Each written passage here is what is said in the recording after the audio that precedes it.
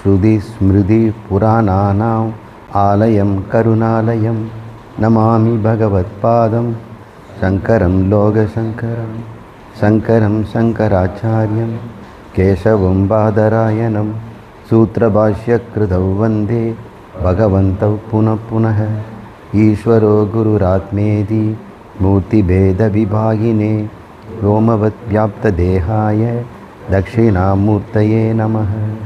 सहना भवतु सहनौ भुनक्तु।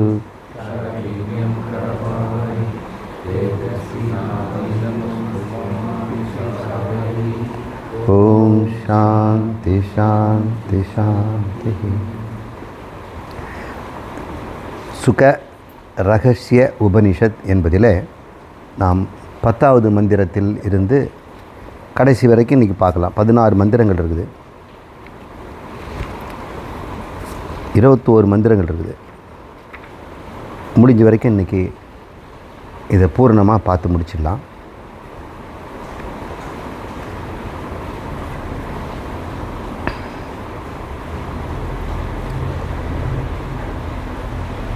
வாச்சியம் லக்ஷ்யம் இதி த்விதா அர்த்த சரணி வாச்சியஸ்ய ஹி தோம்பதே வாச்சியம் பௌதிக இந்திரியாதிர் அபி அல்லக்ஷ்யம் त्वम् अर्थश्च सह वाच्यं तत्पद ईशदा कृतम् अदि लक्ष्यन्त सच्चित् सुखानन्त ब्रह्म तदर्थ येष च तयोरैक्यं तु असिपदम् இதம். இந்த 10வது மந்திரத்தில் ஞானம் இங்கே வாக்கியத்தின் மூலம் வருகிறது அப்படின்னு. ஞானம்ன்றது அறிவு. மிருகங்களெல்லாம் அறிவை எப்படி பெறுது? கண் மூலம் காது மூலம் தான் அது நேரடியாக அறிவு. மிருகங்களுக்கு அறிவு பெறுவதற்கு புலன்கள் தான் வேணும். புலனை விட்டால் அறிவு வர்றது கிடையாது. அது வாக்கியத்தில் ஏதாவது சொல்லி கொடுத்தோம்னா அது புரிஞ்சுக்குமா? ஒரு 10 நாய்களை உட்கார வச்சு வானசாஸ்திரமோ மெடிசினோ அல்லது ரோபோட்டாலஜி ஏதாவது ஒன்று வாக்கியத்தை நம்ம சொல்லி கொடுத்தோன்னா அதுக்கு என்ன பண்ணுவாங்க? எப்போ தீனி போடுவாங்கன்னு பார்த்துட்ருக்கு. அதுக்கு வேண்டியது அதுங்களுக்கு பஞ்சேந்திரியங்கள் மூலம்தான் ஞானம் கிடைக்கும். ஆனால் மனிதனுக்கு அப்படி இல்லை. பஞ்சேந்திரியங்கள் கிடைக்கிறத விட அதிகமான அளவு வாக்கியத்துலேருந்து தான் கிடைக்குது. மொழியிலேருந்து தான் அவன் அறிவு பெறுறான். மொழி மட்டும் இல்லை, நமக்கு அறிவு எவ்வளோ இருக்குன்னு சொல்லுங்கள்.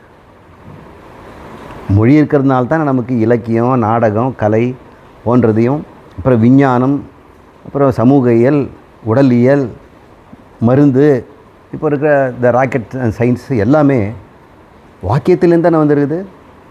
அது பேர் சப்த பிரமாணம், வாக்கியார்த்தம் அப்படின்னு பேர். மனிதர்கள் மட்டும்தான் வாக்கியத்தின் மூலம் தான் ஞானம் பெறும். மிருகங்களுக்கு வாக்கியார்த்தம் கிடையாது, வெறும் புலன் தான், இந்திரியார்த்தம். இப்போ மனிதனுக்கு வாக்கியார்த்தம் எதுக்கு கொடுத்துருக்கிறாரு? மொழி கொடுத்துருக்கிறாரு பகவான், மோட்சம் அடையிறதுக்கு தான். இப்போது சப்த பிரமாணத்தை நம்ம ஒத்துக்கலாமா இல்லையா அப்படின்னு கேள்வியே கிடையாது. மனிதனாக பிறந்துட்டால் சப்த பிரமாணங்கிற வாக்கிய அர்த்தத்தை தான் நம்ம பயன்படுத்தணும். அப்படி தான் எல்லாருமே சொல்கிறாங்க. நான் குருவை பணிய மாட்டேன், அவர்கிட்ட என்ன கேட்குறது, நான் சொந்தமாக பயன்படுத்தி என் அறிவாலே பெறுவேன்னா, உன் சொந்தமான அறிவில் உன்னுடைய புலன் மூலம் தான் கிடைக்கும். அப்போ மிருகத்துக்கு என்ன அறிவு இருக்குதோ அந்த அளவு தான் உனக்கு இருக்கும். அதை வைத்துக்கொண்டு நீ எப்படி வாக்கியார்த்தத்திலார் கிடைக்கிற மோட்சம் உனக்கு கிடைக்கும்? இல்லைங்க, வாக்கியார்த்தம்லாம் எனக்கு வேண்டாம், மோட்சத்தை நான் தவம் செய்தே பெறுவேன் அப்படின்னா உனக்கு இன்னும் மோட்சத்தை பற்றி என்னன்னே தெரியல. மோட்சங்கிறத கேட்கறதுக்கு கூட நீ வாக்கியார்த்தத்தை நீ பயன்படுத்தாமல் இருந்தீன்னா எப்படி நீ மோட்சம் பெற முடியும்? சரி, உனக்கு மோட்சங்கிறது எப்படி தெரியும்? உனக்கு யாரோ ஒரு சொல்ல கேட்டு தானே நீ மோட்சங்கிறது கேள்விப்பட்டிருக்கிற. வெளிநாட்டில் இருக்க மக்களுக்கெல்லாம் மோட்சம் பற்றி தெரியுமா?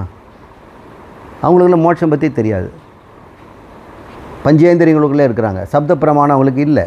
அதாவது வேதங்கிறது அவங்களுக்கு இல்லை. வேதத்தை அவங்க புறக்கணிக்கலை, அவங்களுக்கு கிடைக்கல. இப்போ வேத பூமியிலே நம்ம பிறந்து அதில் கிடைக்கக்கூடிய மிகப்பெரிய வாக்கியார்த்தம் மோட்சம்னு சொல்லக்கூடிய தத்துவமசி. அது இது தத்துவமசிங்கிற வாக்கியத்தின் தான் மோட்சம் கிடைக்குது. அப்படி குரு பயன்படுத்துகிறார். மாணவன் அகம் பிரம்மாஸ்மின்னு அதை புரிஞ்சுக்கிறான். ஸோ இது உபதேச மகா வாக்கியம், அது அனுபூதி மகா வாக்கியம். அகம் பிரம்மாஸ்மிங்கிறது அனுபூதி மகா வாக்கியம், தத்துவமசிங்கிறது உபதேச மகா வாக்கியம். இப்படி 2 விதமான மகா வாக்கியம், ரெண்டுமே ஒன்று தான். அந்த மகா வாக்கியத்தை புரிந்து கொள்வது எப்படி அப்படின்னு ஒரு கிளாஸ் இப்போ நடக்குது. ஏன்னா ஞானம் என்பது வாக்கியத்தில் தான் நமக்கு மனிதனுக்கு கிடைக்குதுங்கிறதுனால, மொழி என்பது தெரியறதுனால, அவன் பேசுகின்ற பேச்சு வாக்கியங்களாக இருப்பதுனா, வாக்கியம்னா சொற்றொடர். அப்போ வாக்கியத்தில் என்ன அடிப்படையாக இருக்கும்? பதங்கள் இருக்கும், சொற்கள் இருக்கும். சொற்கள் எதனால் ஆகப்பட்டது? அக்ஷரங்கள் அல்லது எழுத்தாளர். அப்போ அக்ஷரம் ஒன்று கூடி பதம் ஆகுது, பதம் கூடி வாக்கியம் ஆகுது. இந்த வாக்கியத்தை புரிஞ்சுக்கிறோன்னா பதார்த்தம் நமக்கு வேணும். அந்த பதார்த்தத்தை புரிஞ்சுக்கிறோன்னா அதனுடைய சொல் எழுத்துக்களையும் நம்ம தெரியணும். அதுதான் சீக்ஷாங்கிறோம். ஒரே சொற்கள், ஒரே சப்தங்கள் 2 விதமான அர்த்தம் கொடுக்கும். அந்த அப்படின்னா ஒரு அர்த்தம் இருக்குது, அந்த அப்படின்னா ஒரு அர்த்தம் இருக்குது சப்தத்திலே. அப்போ சப்தங்கிறது நம்ம காதில் ஒழுங்காக கேட்கணும். இப்போது இந்த வாக்கிய அர்த்தத்தை 2 விதமாக அறிந்து கொள்ளலாம் அப்படின்னு இந்த உபனிஷத் சொல்லுது. வாக்கியத்தின் அர்த்தத்தை 2 விதமாக அறியலாம். ஒன்று லட்சியம், இன்னொன்று வாச்சியம் என்று அது சொல்லுது. ஒவ்வொரு வாக்கியத்துக்கும் 2 விதமான அர்த்தம் இருக்கலாம் அப்படின்னு சொல்கிறார். வாச்சியார்த்தம், லட்சியார்த்தம். இன்னொரு அர்த்தமும் இருக்குது, அது பேர் கவுனார்த்தம். இதை நம்ம இதில் சொல்லலை, நம்ம புரிஞ்சுக்கலாம். வாக்கியங்களை 3 விதமாக நாம் வாழ்க்கையில் புரிந்து கொள்கிறோம். நேரடியாக சொன்னதை சொன்னபடியே புரிஞ்சுக்கிட்டான்னா அது வாச்சியார்த்தம். Word to word understanding, verbatim meaning அப்படின்றோம். Verbatim, word to word meaning. சொல்லுது சொன்னபடியே புரிந்து கொள்வது. பெருவாக அதுபடி தான் இருக்குது. தண்ணீர் கொண்டு வா, கைகளை இதை கொண்டு கழுவு அப்படின்லாம் நம்ம சொல்கிறோம். அப்போ அவன் புரிஞ்சுக்கிறான். அவனை கழுவி விடு அப்படின்னு ஒருத்தர் சொல்கிறார். அப்புறம் அவன் பையனை கூப்பிட்டது குளிப்பாட்டி வைப்பானா? கை கழுவிடுன்னு அர்த்தம், அதுக்கு வேறு அர்த்தம். அப்போ வெளியே அர்த்தம் எடுத்துட்டோம்னா அவன் பையனை கொண்டு வந்து சோப்பெல்லாம் போட்டு கை கழுவக்கூடாது. பையனை கை கழுவிடுன்னு என்ன அர்த்தம்? விட்டு தொலைன்னு அர்த்தம். பேருக்கு சொல்கிறேன். சாதாரண மக்களுக்கு வாச்சியார்த்தம் வேறு, லட்சியார்த்தம் வேறுதான் தெரியுதுல்ல. லட்சியார்த்தங்கிறது உள்ளர்த்தம். அதுதான் இது சொல்லுது. தத்துவமசிங்கிற வாக்கியார்த்தத்தில் வாச்சியார்த்தம் இருக்குது, லட்சியார்த்தம் இருக்குது, திவிதா அர்த்தம் அப்படின்னு. இப்போ இந்த இடத்துல கை கழுவுறதுங்கிறது நம்ம கைவிடு, அவனை விட்டு விடு அப்படின்ற அர்த்தத்தில் நம்ம எடுத்துக்கிறோம். அது உள்ள அர்த்தத்தை நம்ம பார்க்கணும். இன்னொரு இடத்துல கேலியாக சொல்கிறது உண்டு. ஒருத்தர் வரும்போதே, தூரத்தில் வரும்போதே வராம்பார் புழுகு அப்படிங்கிறாங்க. அவன் பேர் புழுகுங்களா? இல்லை, அவன் பேர் வேறு, நாங்கள் வச்ச பேர் அப்படின்னு. அப்புறம் இன்னொருத்தர் வராம்பார் அப்படின்னு, எலி. ஒவ்வொருத்தரும் ஒரு பேர் வச்சுருக்கிறோம். ஏதோ ஒரு எலியினுடைய குணம் தான் அவங்ககிட்ட இருக்குது. எலி மாதிரியே அவன் 2-3 மீசை வச்சுக்கிட்டு வாலெலாம் வச்சுக்கிட்டு குனிஞ்சிட்டு வரல. அப்போ சொல்கிறவன் புரிஞ்சுக்கிறான். எலி வருது அப்படின்னு சொல்லும்போது இந்த இடத்துல எலி வருதுன்னு ஏன் சொல்ல போகிறாங்க? அவன் வந்துட்டுருக்கிறான், நம்ம எல்லாம் பார்க்குறோம். 4 நண்பர்கள் இருக்கிறாங்க, 5ஆவது ஆள் தூரத்தில் வரான், எலி வரான் உஷார் அப்படிங்கிறாங்க. இப்போ அவன் எலியெல்லாம் பார்த்து யாரும் பயப்பட போகிறதில்ல. அது கவுனார்த்தம். இவ குணரீதியாக அவரை சொல்கிறாரு. அந்த வார்த்தை எலி வருகிறதுங்கிறத குணரீதியாக புரிஞ்சுக்கிறோம். கை கழுவுங்கிறத லட்சியார்த்தமாக புரிஞ்சுக்கிறோம். சாப்பிடவா, கை கழுவிட்டு வா அப்படிங்கும்போது வாட்சியார்த்தமாக புரிஞ்சுக்கிறோம். இப்படி நம்ம பல விதமாக வாக்கியங்களை அனலைஸ் பண்ணுறோம். அதனால் தத்துவமசிங்கிறத நீ எப்படி புரிஞ்சுக்கணுன்னா லட்சியார்த்தத்தை கொண்டு புரிந்து கொள்ள வேண்டும். அப்போ லக்ஷணை அப்படிங்கிறது வாக்கிய லக்ஷணை, லட்சியார்த்தம் என்பதை லக்ஷணைன்னா லட்சணார்த்தம்னு அர்த்தம். அந்த 3 விதமான லட்சணங்கள் இருக்குது.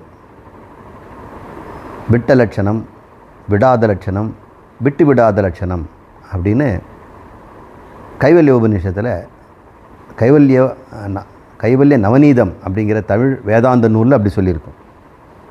அது நேரடியாக சமஸ்கிருதத்தில் எடுக்கப்பட்ட தமிழ் சொற்கள். சமஸ்கிருதத்தில் ஜகல் லட்சணம், ஜக அஜகல் லட்சணம் அப்படின்னு 2 இருக்குது. ஜகல் லட்சணம், அஜகல் லட்சணம், ஜக அஜகல் லட்சணம் 3. ஜகல் லட்சணம்னா விட்ட லட்சணம், அஜக லட்சணம் விடாத லட்சணம், ஜக அஜக லட்சணம்னா விட்டு விடாத லட்சணம் அப்படின்னு பேர். இதுக்கெல்லாம் சம்பிரதாயப்படி உதாரணங்கள் தருவாங்க. அந்த சம்பிரதாயம் உதாரணமே எடுத்துருவாங்க. கங்கையில் வீடு, கங்கையில் கிராமம் அப்படின்னு ஒருத்தர் எழுதுகிறார். இப்போ நம்ம என்ன பண்ணுறோம்? கங்கையில் எப்படி கிராமம் இருக்கும்? நிச்சயமாக கரையில் தான் இருக்கும். அப்போ நாம் எப்படி புரிஞ்சுக்கிறோம்? கங்கைங்கிறத விட்டுட்டோம், கரைங்கிறத பிடிச்சிக்கிறோம். ஆனால் கரைங்கிறது சொல்லவே இல்லை. இப்போ விட்டு புரிஞ்சு கொள்கிறதுனால அது விட்ட லட்சணம், ஜகல் லட்சணம். கரைங்கிறத நம்ம எடுத்துக்கிட்டோம், ஆனால் கரை சொல்லலை. ஆனால் கங்கைங்கிறது விட்டுட்டோம். கங்கை கரையை தான் நம்ம முக்கியம். இப்படி நம்ம புரிஞ்சுக்கிறது ஜகல் லட்சணம். சிவப்பு ஓடுகிறது அப்படின்னும்போது சிவப்பு குதிரை ஓடுகிறது அப்படின்னு அர்த்தம். அப்போது சிவப்பு நம்ம விட்டுட்டோமா? ரீட்டைன் பண்ணுறோம், குதிரையை சேர்த்துக்கிறோம். முதல்ல கங்கையை விட்டுட்டு கரையை சேர்த்தோம், இந்த இடத்துல விடாமல் சேர்த்துக்கிட்டோம். அதனால் அஜகல் லட்சணம். ஜகல்னா விட்டுறது, ஜகதினா விட்டுறது. நிறைய இடத்துல ஜகதிங்கிற வார்த்தையும் வரும், விடு. சிவப்பு ஓடுகிறதுல விட்டு விடாத லட்சணம்னு எடுத்துக்கணும். அது முதல்ல விட்ட லட்சணம். விட்டு விடாத லட்சணம்ங்கிறது என்ன? பாதியை விட்டுட்டு பாதி எடுத்துக்கிறது. முழுசாக விட்டோம், இப்போ பாதியை விட்டுட்டு பாதி எடுத்துக்கிறது ஜக அஜகல் லட்சணம். அதுக்கு ஒரு உதாரணம் உண்டு. சோயம் தேவதத்தா அப்படின்னு பேர். முதல்ல கங்கேபிக கிராம அப்படின்னு சொன்னோம். 2வது ஸ்வேத தகதி, வெள்ளை குதிரை ஓடுது, வெள்ளை ஓடுகிறது, தாவதி அப்படின்னு சொல்லலாம். இந்த இடத்துல நம்ம என்ன சொல்கிறோம்? சோயம் தேவதத்தா. இதெல்லாம் ஸ்டாக் எக்ஸாம்பிள் வேதாந்தம் சொல்லிக் கொடுக்குறவங்களுக்கு. சக அயம் தேவதத்தாங்கிறது சோயம் தேவதத்தான்னு வரும். சகனா அவன், அயம்னா இந்த, அந்த இந்த தேவதத்தன், அவன்தான் இந்த தேவதத்தன் அப்படின்னு அர்த்தம். அப்போ ஒருத்தன் 3 நண்பர்கள், அதில் ஒருத்தன் தேவதத்தன். இந்த 3 பேருமே சேர்ந்து ஒரு கிராமத்தில் குழந்தையாக விளையாடிட்டு வாழ்ந்தவங்க. அதுக்கப்புறம் பிரிஞ்சிட்டாங்க. இதில் மற்ற 2 பேர் இருக்கிறாங்க இல்லையா, தேவதத்தனை விட்ட மீதி 2 பேர். அவங்க 2 பேரும் நீண்ட காலம் தொடர்பில் இருக்கிறாங்க, வாட்ஸ்அப்பில் பேசிக்கிறாங்க, அப்பப்போ கம்யூனிகேட் பண்ணிக்கிறாங்க. அப்புறம் ஒரு நாள் அந்த தேவதத்தனை மறந்தே போயிட்டாங்க. அவங்க ஸ்கூலில் படிக்கும்போது. இப்போ எல்லாருமே அவங்க குழந்தை குட்டியெல்லாம் பெற்று ஒரு 50-62 வயசில் இருக்கிறாங்க. ஒருத்தன் தேவதத்தன் வரான். வரும்போது ஒருத்தனுக்கு அடையாளமே தெரியல, இது யார் இது அப்படின்னு. அவன்டாடா, அந்த தேவதத்தன் தாண்டா இவன் அப்படிங்கிறாங்க. ஓ அவனான், ஏன்னா இவனுக்கு ஏதோ தெரியும் போல்றது, அவன் இப்போ கம்யூனிகேட் பண்ணியிருக்கிறான். இப்போது அந்த தேவதத்தன் தான். அந்த என்னது? அந்த தேச காலம், அந்த கிராமங்கிற தேசம், அந்த காலங்கிறத விட்டுட்டு இந்த காலத்தில் இந்த இவனையும் விட்டுட்டாங்க. இவனை விட்டால் தானே தேவதத்தனை புரிஞ்சிக்க முடியும். அப்புறம் அந்த தேவதத்தன் வேறு, இந்த தேவதத்தன் வேறு ஆகிடும். 2 பேரும் ஒன்றுன்னும் போது இவனுக்கு தேவதத்தங்கிற யாருன்னு புரியுது. புரியுதுங்களா? அப்போ 2த்தையும் விட வேண்டியிருக்குது. எதை விடுறாங்க? தேச காலத்தை விட்டுக்கிட்டு தேச காலத்துக்கு அப்பாற்பட்ட தேவதத்தனை பிடிச்சிக்கிறாங்க. அப்போ விட்டும் விடாத லட்சணம்னு பேர் இது. தேச காலத்தை விட்டு விட்டு பொதுவாக இருக்கக்கூடிய அந்த தேவதத்தனை மட்டும் எடுத்துக்கிறாங்க. அந்த தேசகால தேவதத்தன், இந்த தேசகால தேவதத்தன். இந்த தேச காலத்தை எடுத்து தேவதத்தனை மட்டும் எடுத்துக்கிறோம். இது ஜக அஜகல் லட்சணம், விட்டு விடாத லட்சணம். இன்னொரு பேர் இதுக்கு பாக தியாக லட்சணம். சோயம் தேவதத்தாவில் அந்த இந்த என்பதை விட்டுவிட்டு தேவதத்தனை மட்டும் எடுத்துக்கிறோம். அப்போ அது வாக்கியத்தில் பாதியை விட்டுட்டு பாதியை எடுத்துக்கிறதுனால பாகனா ஒரு பாகம், தியாகம் அதை விட்டு விட்டு மீதி எடுத்துக்கொள்கிறோம். இப்போ தத்துவமசியில், தத்துவமசிங்கிறது ஒரு வாக்கியம். அது வாக்கியத்தின் மூலம் நமக்கு அறிவு வரணும். இப்போ அறிவு வரணும்னா அந்த வாக்கிய லட்சணையை புரிஞ்சுக்கணும் இல்லையா? வாச்சியார்த்தமாக எடுத்தால் என்ன கிடைக்கும், லட்சியார்த்தமாக என்ன கிடைக்கும் அப்படின்னு பார்க்கும் பொழுது, உனக்கு மோட்சம் வேணும்னா லட்சியார்த்தத்தை எடுத்துக்க, வேண்டான்னா வெறும் வாச்சியார்த்தத்தை எடுத்துக்கிட்டு பொழைச்சிட்டு ஓடிப்போ அப்படின்னு நம்ம சொல்லலாம். அதை தான் இந்த மந்திரம் சொல்லுது. வாக்ஷ்யம் லக்ஷ்யம் இது வாச்சியம் என்றும் லக்ஷ்யம் என்றும் த்விதா அர்த்தம், 2 அர்த்தங்கள் சரணி வாச்சியஸ்ய, ஒரு வாக்கியத்தில் இது மாதிரி 2 அர்த்தங்கள் இருக்கின்றன. தோம் பதே, தத்துவமசியில் தோம் என்று சொல்லக்கூடிய அந்த பதம், நீ என்று சொல்கிறார். தோம்னா நீ என்று சொல்லக்கூடிய அந்த அந்த சொல்லில் என்ன பதலட்சணம்? இப்போ வாச்சியமாக எடுத்துக்கொண்டால் என்ன, லட்சியமாக எடுத்துக்கொண்டால் என்னன்னு இப்போ சொல்லுது. வாச்சியமாக எடுத்துக்கொண்டால் பௌதிக இந்திரியாதிபிகி அப்படின்னு சொல்லுது. ஒரு தோம் அப்படின்னு இப்போ இவரை காட்டுறேன், கைலாஷ நீ தான் கடவுள்னு சொல்கிறேன். இதுதான் தத்துவமசி. தொம் தத் அசி, நீதான் அந்த கடவுள், கடவுளாக இருக்கிறாய், நீ கடவுளாக இருக்கிறாய் அப்படின்னு சொல்கிறேன். துவம் தத் அசி, தத்துனா கடவுள், அசின்னா இருக்கிறாய், தொம்னா நீ. இப்போ ஒரு வாச்சியார்த்தம் எடுத்துக்கிட்டாருன்னா நினச்சிக்குவார், தத்பதத்தில் வாச்சியார்த்தம் இதெல்லாம் படைத்த இறைவன், நான் பூமிக்கு வர்றதுக்கு முன்னாடியே இருக்கிறவர் அப்படின்னு அவர் புரிஞ்சுக்கிறான். அது வாச்சியார்த்தம். நான் இன்னும் சொல்லும்போது கைலாஷ் என்ன புரிஞ்சுக்குவார், நான் 22 வயசு பையன், நான் ஒரு இன்டீரியர் டெக்கரேட்டர் அப்படின்னு அவர் புரிஞ்சுக்கிட்டார் வைங்க. அப்போ அதுவும் ஒரு வாச்சியார்த்தம் தான். இப்போ வாச்சியார்த்தம் 2த்தையும் தூர தள்ளிட்டு லட்சியார்த்தத்தை எடுத்துக்கணும். இப்போ லட்சியார்த்தம் எதை குறிக்குது அப்படின்னா, எதை தள்ளணுங்கிறத முதல்ல பார்க்கணும். பௌதிகம் இந்திரியாதிபிகி அப்படின்னு அது சொல்லப்படுது. இந்த பௌதிகமான அந்த உடம்பு, கைலாஷனுடைய பௌதிகமான உடம்பு, அதை நான் நீன்னு சொல்லலை. இந்திரியாதிபிகி, இந்த கண்ணு மூக்கு நீ பார்க்குறல்ல, உன் மனசில் இருக்கக்கூடிய இந்திரியங்கள், கர்மேந்திரியம் ஞானேந்திரியம் அப்புறம் அந்த கரணம், அதையே நான் சொல்லலை. எனக்கு தெரிஞ்சு இது தானே சார் நான், என் மனம் என் புலன்கள் என் உடம்பு இதுதான், இது தவிர நானுன்னு ஒன்று இருக்குதான்னா, லட்சியார்த்தப்படி பார்த்தோம்னா அப்படி ஒன்று இருக்குது. இந்த இந்திரியங்களும் உடம்பையும் தாண்டி நீ இருக்கிறாய். அப்படி எனக்கு தெரியலைங்களே சார் அப்படின்னு. சரி, இந்த உடம்பு எப்போவுமே நீ பயன்படுத்துறியா? ஆமாம் சார். இல்லையே, கனவுல இந்த உடம்பு நீ பயன்படுத்தலையே. கனவுல நீ பார்த்துக்கிறியான்னா, கனவு நல்லா கண் தெரிஞ்சிச்சு சார், நான் பார்த்தேன், சப்தம்லாம் கேட்டது நான் கேட்டேன். எந்த காதை நீ பயன்படுத்தின, எந்த கண்ணை பயன்படுத்தின? அதான் கண்ணை மூடி தூங்கிட்டு இருக்கிறல்ல, கொசு கடிக்கிறது தெரியாமல். அப்புறம் நீ அங்கே என்னவோ வான வேடிக்கைலாம் வச்சுட்டு சல்லாபம் பண்ணிக்கிட்டு ஒரு 5 ஸ்டார் ஹோட்டலில் இருக்கிறதுன்னு கனவு கண்டுகிட்டு இருக்கிற. அப்புறம் எந்த நாக்கால் சாப்பிட்ட, எந்த காதால் கேட்ட அப்படின்னு கேட்கும்போது, அப்போது ஒருத்தன் இந்த உடம்புக்கு தாண்டி ஒருத்தன் இருக்கிறான் கனவுலையா, அந்த கனவில் இருக்கிறதெல்லாம் நான் இல்லை சார்னு சொல்ல முடியாது. இப்போ சொல்லலாம் முடிச்சிட்ட பிறகு. கனவில் இருக்கும்போது நீ சொல்லுவியா? சொல்ல மாட்டேன். சரி, ஆழ்ந்த உறக்கத்தில் நீ இல்லையா? நீ இருக்கிற. அப்போ உனக்கு புலன்கள்லாம் இருந்ததா? வாக்கு பாணி பாதம்னு சொல்லக்கூடிய பேச்சு இருந்ததா? கனவு கூட இல்லையே, நனவும் இல்லையே. அப்போ உடம்பும் இல்லாமல் இந்திரியங்களும் இல்லாமல் பௌதிக இந்திரியம் அதுக்கும் வேறாக நீ இருந்து கொண்டு தானே இருக்கிற. அதைத்தான் நான் இப்போ சொல்கிறேன் நீ என்று. சரி சார், அப்போ நான் எப்படி இருந்தேன் உனக்கு தெரியாது. ஏன்னா எப்பொழுதுமே தெரியாமையோடு பிறந்திருக்கிற ஒருத்தனால நான் எப்படிப்பட்டவனுக்கு தெரியல. உறக்கத்தில் நீ கடவுளாக இருக்கிற. அப்படியா? கடவுள் இப்படியா தூங்கிக்கிட்டு இருப்பார்? கடவுள் தூங்க மாட்டார், அவர் முழிச்சிட்டு இருப்பார். எதில் முழிச்சிட்டு இருப்பார்? தண்ணியில் அவர் முழிச்சிருப்பார். இப்போ நம்ம புரிய வேண்டியது, தொம் என்ற பதத்தில் இருக்கக்கூடிய சரீரத்தையும் அந்த கரணத்தையும் நாம் தவிர்த்து விட்டு ஒரு அறிவு ஒன்று இருக்கிறது.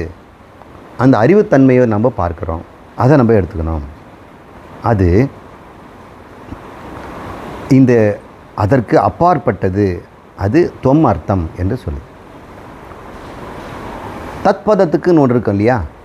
இப்போ தொம் பதத்துக்கு நம்ம சொல்லிட்டோம். தத்பதத்தில் என்ன சொல்கிறோம்? வாச்சியம் தத்பதம் ஈஷதா கிருதமிதி. இந்த கிருதம்னு செய்யக்கூடிய இந்த சிருஷ்டி ஸ்திதி லயம், கடவுள் தத்துனா கடவுள் தானே, அதனுடைய வாச்சியார்த்தம் என்னென்னா எல்லாரையும் படைத்து எல்லாரையும் காப்பாற்றி எல்லாத்தையும் தனக்குள்ளே லயப்படுத்தி மறுபடியும் சிருஷ்டி செய்கின்றவர் இறைவன் அப்படின்னு நீ புரிஞ்சுக்கிட்டினா அது இல்லை. அதை நீ விடணும், பாகத்தியாகம் பண்ணணும். உங்ககிட்ட என்ன பாகத்தியாகம் பண்ண? உன்னுடைய சரீரமும் இந்திரியும் பாகத்தியாகம் பண்ண. மிஞ்சி இருக்கிறது என்ன? உன்னுடைய அறிவு, ஒரு உணர்வு. அறிவும் இருக்குது, உணர்வும் இருக்குது. இறைவன் கிட்ட இருக்கக்கூடிய வாச்சியார்த்தம் என்ன? சிருஷ்டி ஸ்திதி லயம். அவர் உலகத்தை படைக்கிறவர், உலகத்தை காப்பாற்றுறவர். சரி, உலகத்தெல்லாம் ரிமூவ் பண்ணு, அவரை மட்டும் நீ பார். ஏன் ஒரு செய்கிறவராக நீ பார்க்குற? எதுவும் செய்யாமல் இருக்கு, அவர் தான் மாத்திரமாக இருக்கிறவர் யாரு அப்படின்னு பாருங்க அப்படின்னு சொன்னால் லக்ஷியந்து சச்சித் சுகானந்த பிரம்ம அப்படின்னு. இப்போ அந்த இறைவன் வந்து சத்து சித்து சுகம் என்று சொல்லக்கூடிய, சுகம் ஆனந்தம்ங்கிறது சுகம்னு சொல்லுது. ஏன்னா நமக்கு அது பிடிச்ச விஷயம். ஆனந்தம் கூட நமக்கு பிடிக்காது, சுகம்னா நல்லாயிருக்கு. சத்தும் சித்தும் சுகமாக இருக்கின்ற பிரம்மம் என்பது ததர்த்த, அதனுடைய அர்த்தம். அப்புறம் அசிபதம்னு ஒன்று இருக்கே, ஏஷச்ச தயோர் ஐக்கியம் து அசிபதம் அப்படின்னு சொல்லுது. இன்ற இவற்றில் ஏஷ, இந்த தொம் தத்து என்பதில் நீக்க வேண்டியதை நீக்கிட்டோம். ஜீவனிடம் இருந்து சரீரத்தையும் மனதையும் எடுத்துட்டோம். இறைவன்கிட்டேருந்து அவருடைய சிருஷ்டி சதயக்கூடிய உலகத்தை நாம் எடுத்துட்டோம். அதுக்கு பேர் மாயான்னு பேர். மாயை வச்சான்னு சிருஷ்டி பண்ணுறார். மாயாவை நீக்கிவிட்டோம். இங்கே சரீரத்தை நீக்கிட்டோம். சரீரம் சூக்ஷ்மம் ரெண்டுத்தையும் நீக்கிய பிறகு எஞ்சுவது எதுவோ அது ரெண்டும் தயோர் ஐக்கியம். தயோர்னா ரெண்டும், அந்த இரண்டும் ஐக்கியம் செய்வது தான் அசிபதம் என்று தத்துவமசிய பாகத்தியாக லட்சணை என்ற முறையில் அது சொல்லுகிறது. அதனால் எல்லா மகா வாக்கியத்தையும் பாகத்தியாகத்தில் போயிடக்கூடாது. அகம் பிரம்மாஸ்மிங்கிறது பாகத்தியாக லட்சணம் இல்லை, சமானாதிகரண்யம். அது அகம் என்பதும் பிரம்மம் என்பதும் ஒன்றுன்னு புரிஞ்சுக்கணும். ஒரு பொருள் பன்மொழி. அதனால் தத்துவமசிக்கு மட்டும்தான் பாகத்தியாக லட்சணை, ஜக அஜக லட்சணை எடுத்துக்கணும். ஆனால் நீங்கள் எடுத்து சொல்லும்போது எல்லாத்தையும் அந்த அர்த்தத்தில் போயிடக்கூடாது. ஒவ்வொரு மகா வாக்கியத்துக்கும் ஒவ்வொரு விதமான பிரயோகம் இருக்குது.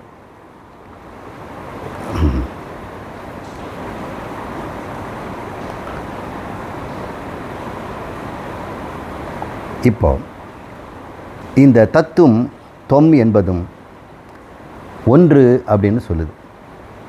இறைவனும் ஜீவனும் ஒன்றுன்னு சொல்லப்பட்டது. எதன் அடிப்படையில்? லட்சியார்த்தத்தின் அடிப்படையில் ஒன்று, வாச்சியார்த்தத்தின் அடிப்படையில் வேறு வேறு. வாச்சியார்த்தமாக எடுத்துக்கொண்டால் என்ன வரணும்னா காரணக்காரிய உறவு அப்படின்னு சொல்லுது.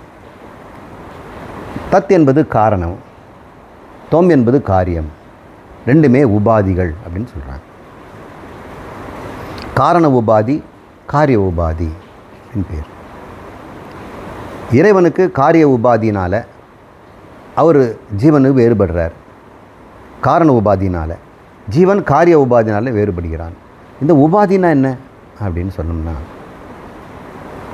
நான் மாத்திரமாக உட்கார்ந்தேன்னா நிருபாதிகம். நீங்கள் யாரும் இல்லை, நான் மாத்திரம் இருக்கேன்.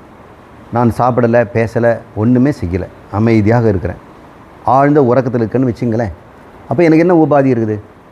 சரீர உபாதி இருக்குதா? மனம் கனவு காண்ற உபாதி இருக்குதா? வெளியே உலகத்தில் செய்ய ஒரு உபாதி, நிருபாதிகமாக இருக்கிறேன். இப்போ நிருபாதிகமாக இருக்கும் பொழுது நான் மாத்திரம் இருக்கிறேன். இப்போ உபாதி வந்துட்ட பிறகு என்னாச்சு? என் சரீரத்துக்கேற்ற ஒரு தன்மானம் வந்துடும், என் மனசுக்கேற்ற தன்மானம் வந்துடும், எல்லாம் வந்துடுது இல்லையா? இப்போ நம்ம என்ன சொல்கிறாரு, இந்த துவம் என்பதில் உபாதியை நீக்கணும். அது என்னென்னா காரிய உபாதி அப்படின்னு பேர். சரி, தத்பதம்னு சொல்லக்கூடிய ஈஸ்வரனில் அவர் காரண உபாதி. அவர் எப்படிப்பட்டவராக இருக்கார்? அவர் மாத்திரம் இருந்தால் என்ன வருவார்? கடவுளாக இருக்கிறார். சரி, செயலுக்கு வந்துட்டார்னா என்ன ஆகுது? சிருஷ்டி ஸ்திதி லயம்னு பண்ணுறார். அப்போ சிருஷ்டி ஸ்திதி வர்றதில் சிருஷ்டியில் இருக்கிறதுக்கெல்லாம் காரணமாயிடுறார் அவர். நாம் என்ன பண்ணுறோம்? இந்த சரீரமெல்லாம் நமக்கு உபாதியாக இருக்கிறதுனால இது அவர் காரியத்திலேருந்து உண்டான, அவர் காரணத்திலேருந்து தோன்றியதுனால நம்ம காரியத்தை வச்சுருக்கிறோம். இப்போ இறைவனை காரண உபாதியின் என்றும் ஜீவனை காரிய உபாதின்னு சொல்கிறோம். உபாதின்னு அவன் செய்கிற செயல். ஜீவர்களெல்லாம் என்ன செய்கிறாங்க? கர்த்திருத்துவ போக்திருத்துவ ஞாத்திருத்துவங்கிற உபாதியில் இருக்கிறாங்க. இந்த உடம்பால் செய்பவனாகவும் அனுபவிப்பவனாகவும் அறிபவனாகவும் தன்னை அவன் நினைத்து கொள்கிறான். இந்த சரீரங்கிற உபாதி போயிடுச்சுன்னா அவன் அறிவு மாத்திரமாக இருக்கா, அறிவு உணர்வாக இருக்கிறான். அப்போ இந்த காரிய உபாதின்னு இதுக்கு பேர். இந்த சரீரமெல்லாம் காரியங்கள். எதனால் காரியம்னா காரணம் ஈஸ்வரன், அவர் சிருஷ்டி பண்ணதுனால. மாயை காரணம். சரி, இறைவனுக்கு என்ன உபாதி அப்படின்னு பார்த்தோன்னா அவர் சிருஷ்டி பண்ணுறது தானே உபாதி. அவர் சும்மா இருந்தாருன்னா வேற இல்லையா, அந்த உபாதியை நம்ம நீக்கிடுவோம். அப்போ அந்த நிருபாதிகமாக அவர் பார்க்கணும். இப்போ சோபாதிகமாக பார்த்தோம்னா ரெண்டு வேறு வேறு தான். அவர் காரணம், நான் காரியம். அவர் காசு, நான் because of God I am here, my cause is God அப்படிங்கிறோம். அவர் காரண காரியங்கிறோம். காரண காரியங்கிற பேதங்கள் எல்லாம் உபாதியில் தானே வருது. இப்போ உபாதி தானே பார்க்குறோம். இப்போ அம்மாவும் மகனை பார்த்து அம்மா தான் காரணம், பையன் இப்படி இருக்கிறதுக்கு அப்படின்னு சொல்கிறோம். காரண காரிய உபாதி வித்தியாசம். அவங்க அம்மாங்கிற உபாதி, இவன் மகனுங்கிற உபாதி. இவங்க ரெண்டு பேரும் இந்த சரீரத்தை நீக்கிட்டு பாருங்கள், காரண காரியம் ரெண்டுமே ஒன்றாயிடுது. இப்போ காரண காரியங்களை நீக்கிவிட்டால், உபாதிகளை நீக்கிவிட்டால் அங்கே இருப்பது சச்சிதானந்த ஸ்வரூபமான பிரம்மம் என்று அழகாக நமக்கு சுருக்கமாக இதெல்லாம் இன்றைக்கி பார்க்குறோம். தொம் இதி தத் இதி காரியே காரண சத் யுபாதவ். தொம் என்பதும் தொமிதி, தத் இதி தத் என்பதும், காரியே காரண காரியம் காரணம் முறையே. ஏன்னா தொம் என்பது காரியம், தத் என்பது காரணம். சன்னு என்றால் அவ்வாறு இருக்கிறது. ரெண்டுமே உபாதிகள் தான். காரிய காரண உபாதியை நீக்கிவிட்டால் த்விதய இதர ஏகம் சச்சிதானந்த ஸ்வரூபம். இந்த இரண்டிலுமிருந்து இந்த உபாதிகளை நீக்கிவிட்டால் அங்கே இருப்பது சச்சிதானந்த ஸ்வரூபம். காரணத்துக்கும் சச்சிதானந்தம் தான், காரியத்திலும் இருப்பதும் சச்சிதானந்தம் தான். உபய வச்சனஹேது தேசகால ஹித்வா ஜகதி பவதி சோ அயம் தேவதத்தோ யதைக அப்படின்னு சொல்கிறார். இது நம்ம இன்னும் படிக்கல. த்விதீய இதர ஏகம் சச்சிதானந்த ரூபம் உபயவசன ஹேது தேசகாலௌ ச ஹித்வா ஜகதி பவதி சோயம் தேவதத்தோ யத் ஏக என்று சொல்லுது. துவயம் இதர ஏகம். இந்த இரண்டிலும்னா தத்து என்பதும் தொன் என்பது ஜீவன் என்பதும் ஈஸ்வரன் என்பதிலும் இருக்கக்கூடிய தேசகால ஹித்வா. இரண்டிலும் தேசகாலம். அவர் படைப்புக்கு முன்னாடி இருந்த ஒரு காலம், அவர் இடம் தேசங்கிறது அவர் படைக்கிறவருங்கிற ஒரு தேச காலமாக அவர் இறைவன்னு சொல்கிறோம். இவனை தேச காலத்தில் இவனை ஜீவன்னு சொல்கிறோம். அதே போல் தேவதத்தனை அந்த தேவதத்தன் இந்த தேவதத்தன், அந்த தற்கால தேசம் இந்த இக்கால தேசம் அயம் கால தேசம், இரண்டத்தையும் நாம் ஹித்வா என்றால் நீக்கிவிட்டால் சோயம் தேவதத்தா என்பதில் ஒரு தேவதத்தன் எஞ்சுகிறான். குழந்தை தேவதத்தன் விட்டுவிட்டோம், இந்த தாடி மீசைங்கிற தேவதத்தன் விட்டுவிட்டோம், தேவதத்தன் இருக்கிறான் என்பதை நம்ம புரிந்து கொள்கிறோம். அதுபோல் உபாதிகளை நீக்கிவிட்டு பார்த்தோம்னா நமக்கு ஐக்கியம் என்பது நமக்கு புரிகிறது. இந்த விதத்தில் நீ பார்த்தனா நான் கடவுள் என்பதை நீ ஒத்துக்குவ. நீ உபாதியை நீ மதிப்பு கொடுத்து வச்சிருந்தீன்னா இன்னும் ஜீவன் தான். நீ உபாதிக்கு முக்கியத்துவம் கொடுத்து உபாதியை உண்மை என்று எடுத்துக்கொண்டால் நீ ஜீவன், அப்புறம் இறைவன் வேறானவர் தான். உனக்கு உபாதியை நீக்கிட்டோம்னா கூடவே ஈஸ்வரனுடைய உபாதியை நீக்கிடணும். நிறைய பேர் தன்னுடைய உபாதியை நீக்கிக்காமல் இந்த சர்மம் பிரம்மம் என்று நான் பார்க்க முடிக்கிறேன், என்னால் முடியலையே. அது உபாதி உங்களால் நீக்க முடியுது. உங்களுக்கு சொல்லிக் கொடுக்குறோம், எல்லாமே சத்காரியமாக இருக்குது, சத் பிரம்மம் என்று புரிந்து கொள்கிறேன். இருந்தாலும் என் வாழ்க்கையில் அப்படி வாழ முடியலன்னா உன்னுடைய உபாதியை நீ நீக்காமல் இருக்கிற. இன்னும் நீ சரீரமாக இருந்து கொண்டு தான் எல்லாத்தையும் பிரம்மமாக பார்க்குற. நீ எல்லாவற்றையும் நீக்கும் பொழுது உன் சரீரத்தையும் நீக்கிவிட்டு பார்த்தால் அங்கே பிரம்மம் எல்லாம்னு சொல்லக்கூட உங்களுக்கு நாக்கு இருக்காது, சொல்லக்கூட உங்களுக்கு தேவை இருக்காது. நிறைய பேரால் அது முடியாத காரணம் அவங்க பாகத்தியாக லட்சணத்தில் ஒரு பாகத்தை நீக்கிறாங்க, இன்னொரு பாகத்தில் இருக்கிறத வச்சுக்கிறாங்க. தத் பதத்தில் இருக்கிறத நீக்கிறாங்க, தொம் பதத்தில் நீக்க மாட்டேங்கிறாங்க. சில யோகிகள் எல்லாம் தொம் பதத்தில் இருக்கிற உபாதி நீக்கிறாங்க, தத்பதத்தை நீக்க மாட்டேங்கிறாங்க. அப்போ அவங்க தனக்குள்ள ஆத்மான்னு கண்டுபிடிக்கிறாங்க, அது பிரம்மம்னு கண்டுபிடிக்க முடியல. சில பேர் பிரம்மத்தை கண்டுபிடிக்க முடியுது, ஆனால் தன்னை அவங்க இன்னும் ஜீவனாகவே பார்த்து கொண்டிருக்கிறார்கள் என்பதை நம்ம புரிஞ்சுக்கிறோம். இப்போ இந்த லக்ஷணார்த்தத்தை ரெண்டுத்துக்கும் சேர்ந்து பார்த்து விட வேண்டியதை விட்டு கொள்ள வேண்டியதை கொள்ள வேண்டும்.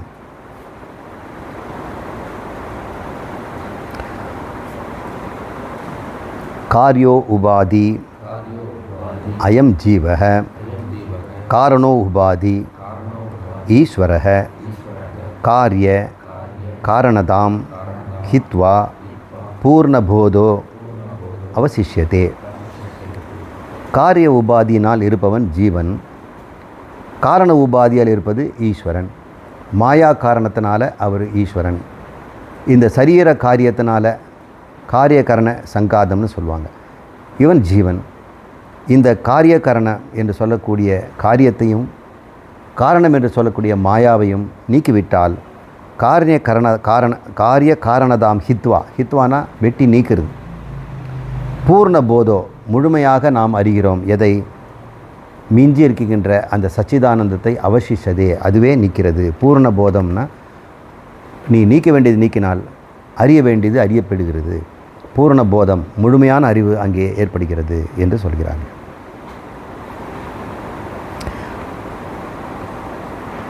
இதுக்கு என்ன செய்யணும்? இவ்வளோ சொல்லிட்டுச்சே, அடுத்து நீ என்ன பண்ணணும் அப்படின்னு பார்க்கும் பொழுது, முதலில் குருவிடமிருந்து மகா வாக்கிய உபதேசமாகிய தத்துவமசி போன்றவற்றை கேட்க வேண்டும், சிரவணம். பிறகு தனக்குத்தானே ஆராய்ச்சியான மனனம், அதன் மேல் நிதித்தியாசனமாகிய நிச்சய புத்தியான நிதித்தியாசனம். இவை பூர்ண ஞானோதயத்திற்கு காரணங்கள் என்று ஒரு மந்திரம், அதையும் பார்ப்போம். ரொம்ப ஒரு முழுமையான உபனிஷத்தாக இருக்கிறது. ஸ்ரவணந்து குரோஹோ பூர்வம் மனனம் தத் அனந்தரம் நிதித்தியாசனம் இத்யேதத் பூர்ண போதஸ்ய காரணம். சிரவணம் என்பது குருவிடமென்று முன்பு பெறுவது. பூர்வமாகம்னா முதலாக, பூர்வனம் முதலாவதாக குருவிடம் சென்று சிரவணம். தத்துவமசி என்பதை நீ கேட்டு தெரிந்து கொள்ள வேண்டும். அவர் தத் என்பதை இறைவன் என்று உனக்கு தடஸ்த லட்சணத்தில் காட்டி கொடுப்பார். அப்புறம் தொம் என்பதையும் தடஸ்த லட்சணத்திலையும் காட்டி கொடுப்பார். அதுக்கப்புறம் சொரூப லட்சணத்தில் ரெண்டையும் ஐக்கியம் செய்து கொடுப்பார். தடஸ்த லட்சணமானது காரண உபாதி, ஜீவனிடத்தில் இருக்கக்கூடிய தடஸ்த லட்சணமானது காரிய உபாதி. காரிய காரண உபாதிகளை நீக்கிவிட்ட பிறகு எஞ்சி இருக்கக்கூடிய சொரூபம் ரெண்டும் ஒன்றுதான் என்று அவர் சொல்லிக் கொடுப்பார். இதான் சுருக்கமாக. இது சிரவணம். மனனம் தது அனந்தரம். அனந்தரம்னா அதற்கு பிறகு மனனம் செய்ய வேண்டும். இது எப்படி உண்மையாக இருக்கும்? அவர் சொல்கிற வரைக்கும் நல்லா தலையாட்டிட்டு தான் வந்தேன், வீட்டுக்கு வந்தவொடனே ஏதோ உதைக்குதே அப்படின்னு மறுபடியும் சந்தேகம் வருது. மறுபடியும் சந்தேகத்தோடு போய் கேட்குறோம். இப்படி சந்தேகத்தோடு கேட்பது பேர் தான் சிரவணம்னு பேர். சந்தேகமே இல்லாமல் கேட்டுட்டு இருந்தோம்னா அது சிரவணம் கிடையாது. குருவிடம் நிறைய கேள்வி கேட்டுகிட்டே இருக்கணும். அது எவ்வாறு, அது எவ்வாறு, அது எவ்வாறு. ஏன் சந்தேகம் வருதுன்னா, நீ ஒரு வாரி புரிஞ்சு வச்சுருக்கிற, அவர் சொல்கிறதுக்கும் நீ புரிஞ்சு வச்சுக்க வித்தியாசம் இருக்குது. அப்போ நீ புரிந்ததை நீ உள்ளபடி சொல்லி அப்படி அல்லப்பா அப்படின்னு சொல்லுவார் இல்லையா, அது பேர் மனனம்.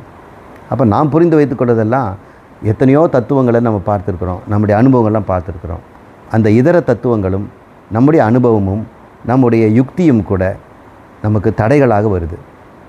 அந்த அனுபவம் யுக்தியை கொண்டு போய் குருவிடம் ஒப்படைக்கும் பொழுது அவர் அந்த அனுபவ யுக்தியை சரியான முறையில் நீக்கி தரார். அது பேர் மனனம்னு பேர். அதன் பிறகு என்ன செய்யணும்? நிதித்தியாசனம் இத்யேதத் பூர்ண போதஸ்ய. அந்த அறிவு முழுமை அடைவதற்கு, அறிவு வந்துடுச்சு, அது உணர்வுபூர்வமாக நீ அனுபவிப்பதற்கு நிதித்தியாசனம் தேவைப்படுகிறது. இதுதே முழுமையான அறிவுக்கு காரணம் என்று சொல்கிறார். அப்போ நிதித்தியாசனம் தான் காரணம் இல்லை, சிரவணம் தான் காரணம். சிரவணம் தான் அறிவு தருகிறது. அந்த அறிவு முழுமையாக வெளிவரணும், பூரண போதமாகணும்னா மனன நிதித்தியாசனம் வரணும். ஒருவேளை மனன நிதித்தியாசனங்கிறதுனால தான் அறிவு பூரணமாகுதா, உண்டாகுதானா? அறிவு உண்டாயிடுச்சு, அறிவு கொடுத்தாயிடுச்சு. நீங்கள் புக்கு பின்னாடி போய் விடையை பார்த்துட்டீங்க கணக்கு, அப்போ அறிவு வந்துடுச்சு இல்லை. ஆனால் எப்படி வந்ததுன்னு தெரியலையே. அப்போ மறுபடியும் நீங்கள் ஒர்க் அவுட் பண்ணணும். நீங்களாக முயற்சி பண்ணி பார்த்தீங்க, அந்த கணக்கு விடையே தெரியல. விடையை வந்து குருக்கிட்ட இருக்கிற மாதிரி பேக் கவரில் நம்ம கண்டுபிடிச்சிட்டோம். கண்டுபிடிச்சிட்ட பிறகு எப்படி இந்த விடை வந்தது நம்ம செய்து பார்க்குறோம் இல்லையா, அது பேர் மனனம்னு பேர். இது வந்து கணக்குக்கு ஓகே, சயின்ஸுக்கு ஓகே, உலக விவகாரத்துக்கு அது ஓகே. அது ஒன் டைம் கரெக்ஷனுங்கிறாங்க. ஒரு தடவை கரெக்ஷன் பண்ணிட்டோம்னா அதுக்கப்புறம் நம்ம மறுபடியும் கரெக்ஷன் பண்ணுறது கிடையாது. ஆனால் தன்னை பற்றிய இந்த மோட்சத்தை பற்றிய ஞானத்தில் மட்டும் அறிவில் ஒன் டைம் கரெக்ஷன் நடந்துடுது. ஆனால் மனசில் கரெக்ஷன் நடக்கிறதில்ல. புத்தியில் கரெக்ஷன் நடக்குது, ஆனால் உணர்வில் இல்லை. அறிவில் உடனடியாக ஒரு மாற்றம் ஏற்படுகிறது. அறிவில் ஒரு மாற்றம் ஏற்படுது. ஆஹா அப்படின்னா ஒரு குடத்தை எடுத்து உடச்சி காட்டுகிறார். குடத்தில் இருக்கிற ஆகாயம் பராகாயத்தை மிக்ஸ் ஆகிடுச்சு. குடங்கிற உபாதி தானே. இந்த உபாதியை நான் நீக்கிட்ட பிறகு உள்ளே இருக்கக்கூடிய உபகிதமாகிய ஆகாயம் பிளவுபடாமல் எப்பொழுதும் இருக்குது இல்லையா. இந்த அறிவு வந்தவொடனே பிளவுபடாததுன்னு கண்டுபிடிச்சிக்கிறான். ஆகாயம் பிளவுபடாதுன்னு தெரிஞ்சுக்கிறான். ஆத்மாவை பார்க்கும் பொழுது பரமாத்மாங்கிறது எங்கும் இருக்கின்ற சர்வ வியாபகம், தன்னிடம் இருக்கின்ற ஆத்மா சரீரங்கிறத உடைச்ச உடனே அது ஐக்கியமாகிடுதில்ல, பிளவு போய் இணைங்கிறது இல்லையா. அது பேர் அகண்டாகார விருத்தி. இது அது தனித்தனியாக பார்த்தது கண்டம். ஆகாரனா உரூபம். தனித்தனி ரூபமாக பார்த்தவன் ஏக ரூபமாக பார்க்கிறான். அது அகண்டாகார விருத்தி இங்கே ஏற்படுகிறது. அந்த விருத்தி ஏற்பட்டுச்சுன்னா அவ்வளோதான், முடிஞ்சு போச்சு. மறுபடியும் கேட்க வேண்டியதில்லை. ஆனால் நம்முடைய உணர்வில் அந்த மாற்றம் வரணும். அறிவில் வந்த மாற்றம் உடனடியாக நடக்கிறது. உணர்வில் வருகின்ற மாற்றம் மெல்ல ஏற்படணும். அந்த உணர்வு மாற்றத்தை தான் நம்ம நிதித்தியாசனம்னு சொல்கிறோம். இந்த உணர்வுகளெல்லாம் நீண்டகால பயிற்சியில் உண்டானது. அறிவு ஒரு வினாடியில் ஏற்பட்டுரும். ஏன்னா அது வசுத்தந்திரம், உணர்வோ புருஷத்தந்திரம். நீ உணர்வை வந்து உண்டாக்கிக்கிட்டே இருக்கிற. அப்போ நீ அதை முயற்சி செய்து தான் நீ அதை செய்யணும் அப்படின்னு சொல்கிறோம். அதுக்கு என்ன ஒரு ஆல்டர்னேட் உணர்வை நம்ம வைக்க வேண்டியிருக்குது. எந்தெந்த உணர்வு உனக்கு தடையாக இருக்குதோ அதுக்கு ஆல்டர்னேட்டு மாற்று உணர்வுகளை கொண்டு வந்து பழக்கணும். அப்போது கோழை மனம், நான் பிரம்மம் என்று ஏற்றுக்கொள்ளாத நமக்கு ஒத்துக்கொள்ள முடியாத அளவுக்கு ஒரு வெட்கம் இருக்கிறது, ஒரு துணிவு இல்லை. தன்னை ஒரு பிரம்மம் என்று அவன் துணிவாக அவன் உணர்வதில்லை. மற்றவங்க ஏதாவது கேலி பண்ணிவிடுவாங்களோ அப்படின்னு மறுபடியுமே இந்த சரீரத்தின் அடிப்படையில் மற்றவங்கள வச்சு பார்க்குறான். இங்கே சர்வமும் நானேன்னு அவனால் அறிவில் சொல்ல முடியுது, உணர்வில் அவனால் உணர முடியவில்லை. அவன் அதை எப்படி உணர பார்க்குறான்? நான் பிரம்மமாக உணர வேண்டும். பிரம்மத்துக்கு உணர்வு இருந்தால் எப்படி இருக்கும்? ஒருவேளை பிரம்மத்தை கூப்பிட்டு உனக்கு என்ன உணர்வு இருக்குதுன்னு கேட்டால் என்ன சொல்லும்? ஆனந்த உணர்வு இருக்குதுன்னு சொல்லும். ஆனந்தம் எப்படிப்பட்டது? திருப்தியிலேருந்து வருதுங்க. திருப்தி எப்படிப்பட்டது? போதும்னு சொல்கிற மனசில் இருக்கிறது. எப்போ மனசில் போதுங்கிற ஒரு திருப்தி வருகிறதோ அது ஆனந்தமாகத்தான் இருக்கும். எப்பொழுதுமே ஆனந்தத்தில் ஒருவன் மனம் பூர்த்தி அடைகிறது. பூர்த்தி அடைகின்ற மனம் ஆனந்தத்தில் இருக்கிறது. அவன் ஆனந்தமாக இருக்கிறான், மனம் எதுவும் இப்போ கேட்கலன்னு அர்த்தம். இப்போ ஏதோ அவன் ஆனந்தத்தில் இல்லைன்னா மனம் ஏதோ கேட்டுக்கிட்டு இருக்குதுன்னு அர்த்தம். ஏதோ கேட்கும். எதையும் கேட்காத மனம், போதுங்கிற மனம் என்பது முக்தி. அப்போ பிரம்மம் எப்பொழுதும் நித்திய முக்தியில் இருக்குது. எப்போவுமே அதுக்கு வேண்டும்ன்றதே இல்லை. எப்பொழுதுமே அனாதி காலத்திலிருந்து. அதனால் அது எப்பொழுதுமே ஆனந்தத்தில் இருக்கிறது. நீ அனாதி காலத்திலிருந்து அதிருப்தியில் இருந்து கொண்டிருந்தாய். தன் மதிப்பீட்டில் நீ தவறாக உன்னை போதாக்குறை மனிதன், பற்றாக்குறை மனிதன் அப்படின்னு நீ நினைத்து கொண்டிருந்தாய். இன்அடிக்குவேட் பர்சன் அப்படின்னு நினச்சிக்கொண்டு இப்பொழுது அந்த மனதை படிப்படியாக நீ அடிக்குவேசி கொண்டு வரணும். நான் முழுமையானவன் அப்படின்னு நீ உணரணும். அந்த உணர்வுக்கு தடையாக இருக்கிறது என்னன்னு நாம் ஒவ்வொருவரும் தனித்தனியாக கண்டுபிடிக்கணும். எல்லாருக்கும் பொதுவாக சொல்லித்தர முடியாது. ஒவ்வொருத்தருக்கும் ஒரு தடை இருக்கிறது. அவன் ஒவ்வொருத்தரும் தன் மனசுக்குள்ளே ஒரு உணர்வு தடையாக இருக்கிறது. பயமாக இருக்கலாம், பொறாமையாக இருக்கலாம், ஆசையாக இருக்கலாம். அது என்னென்னு கண்டுபிடிச்சி அவற்றை மெல்ல அதை நீக்குவது பேர் நிதித்தியாசனம். அப்போ சில பேர் சொல்கிறாங்க, எப்படி இருந்தாலும் நிதித்தியாசனம் தானே ஞானம் வருது. நிதித்தியாசனம் ஒரு தியானம் தானே, அது ஒரு கர்மம் தானே, கர்மத்தினால தான் மோட்சம் அப்படின்னு சில பேர் சொல்லுவாங்க. அது பிராபாகார மதம் என்பவர்கள் அவர் சொல்கிறாங்க. விருத்திகார மதம் என்பதும் சொல்வார்கள். எவ்வளோ தான் ஞானம் பெற்றாலும் கடவுள் மீது பக்தியினால் தான் அந்த மோட்சம் கிடைக்கும் அப்படின்னு மறுபடியும் அவங்க கர்மத்துக்கு போயிடுவாங்க. நிதித்தியாசனம் கர்மம் அல்ல, அது ஞான விசாரம்தான். நீ அறிந்து கொண்டதை தான் நீ அறியிற. புதுசாக ஒன்றும் புது ஞானம் வரலை. சிரவணத்தில் ஒரு ஞானம், மனநத்தில் ஒரு ஞானம், அப்புறம் நிதிச்சாசனம் இன்னொரு புது ஞானம்லாம் கிடையாது. ஒரே ஞானம் தான் இருக்குது. அந்த ஞான வெளிப்பாடுக்கு தான் இந்த நிதித்தியாசனம் தேவைப்படுவது தவிர அது கர்மம் அல்ல என்று புரிஞ்சுக்கணும். சரி, வேறு ஒரு சமயத்தில் அதை பற்றி பேசுவோம்.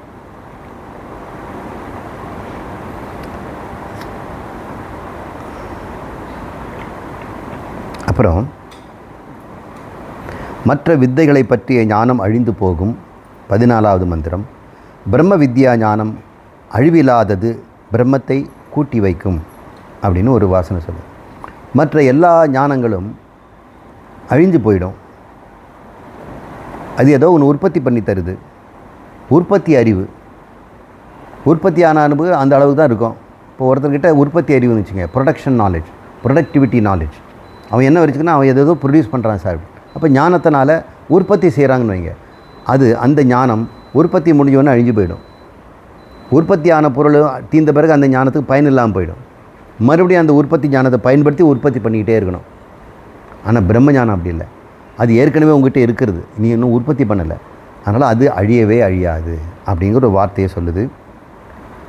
பிரம்ம வித்யா பரிஞானம் பிரம்ம பிராப்திகரம் ஸ்திதம், அந்நிய வித்யா பரிஞானம் அவசியம் நஸ்வரம் பவேத்.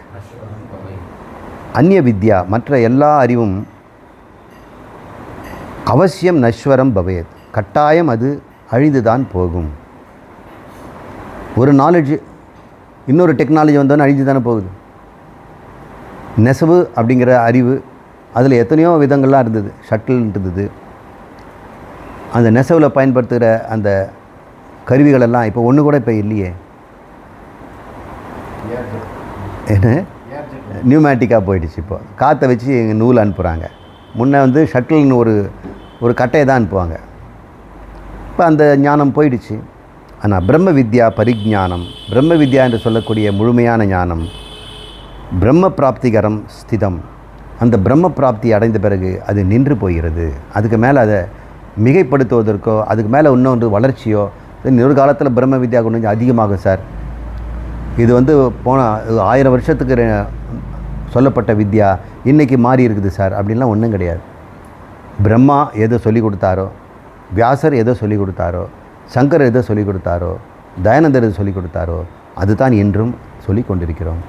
அதில் மாற்றி சொல்கிறதற்கோ புதுசாக சேர்க்கறதுக்கோ மெருகூட்டுவதற்கோ எதுவும் இல்லை. பிரம்ம பிராப்திகரம் ஸ்திதிதம், அது எப்பொழுதும் அப்படியே ஸ்திதியாக தான் இருக்கிறது அப்படின்னு சொல்கிறோம். முனிஸ் குருவானவர் சீடருக்கு 6 அங்க நியாசங்களுடன் மகா வாக்கியங்களை உபதேசிக்க வேண்டும்.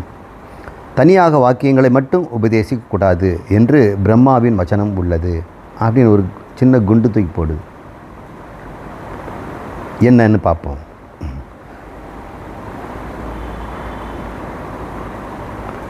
மகா வாக்கியான் உபதிச்சேத் சஹ சஷ்டங்கானி தேசிகः கேவலம் நஹி வாக்கியானி பிரம்மனோ வச்சனம் யதா அப்படின்னு சொல்லு. இங்கே என்ன சொல்லு 15வது மந்திரத்தில் மகா வாக்கிய உபதேசம், மகா வாக்கியானி உபதிச்சேத், மகா வாக்கியத்தை உபதேசம் செய்ய வேண்டுமென்றால் அப்படின்னு குருவுக்கு ஒரு கட்டளை. இது உங்களுக்கு இல்லை. மகா வாக்கியானி உபதேசித்தேத், உபதேசித்தேத், உபதேசிக்க வேண்டுமென்றால் அதை சக சஷ்டங்காணி தேசிக, தேசிகன்னா அந்த குரு, தேசிகம்னா தேசத்தை உடையவன் தேசிகன், தேஜஸ்னா ஞான பிரகாசம் உடையவருக்கு தேசிகன் பேர். ஷடங்காணி 6 அங்கங்களுடன் அதை உபதேசம் செய்ய வேண்டும் அப்படின்னு சொல்கிறார். இது பேர் அங்கநியாசம் அப்படின்னு இவங்க சொல்கிறாங்க. அங்கநியாசம் கரநியாசம் என்பதெல்லாம் சில சடங்குகளில் தூய்மை செய்து கொள்வதுன்னு அர்த்தம், தெய்வங்களை பொருத்தி வைப்பதுன்னு அர்த்தம். அங்கநியாசம்னா இந்த அங்கங்களிலே தோள்கள், கழுத்து, தலை, மார்பு என்று சொல்லக்கூடிய அங்கங்களிலே உரிய தேவதைகளை அங்கங்கே வைப்பாங்க. சிவ பூஜை செய்கிறவங்களும் சித்தாந்திகளும் சைவ சித்தாந்திகளும் அங்கங்கே இடத்துல விபூதிகளை பூசிக்குவாங்க. கரங்களிலே, மார்பிலே, முதுகிலே,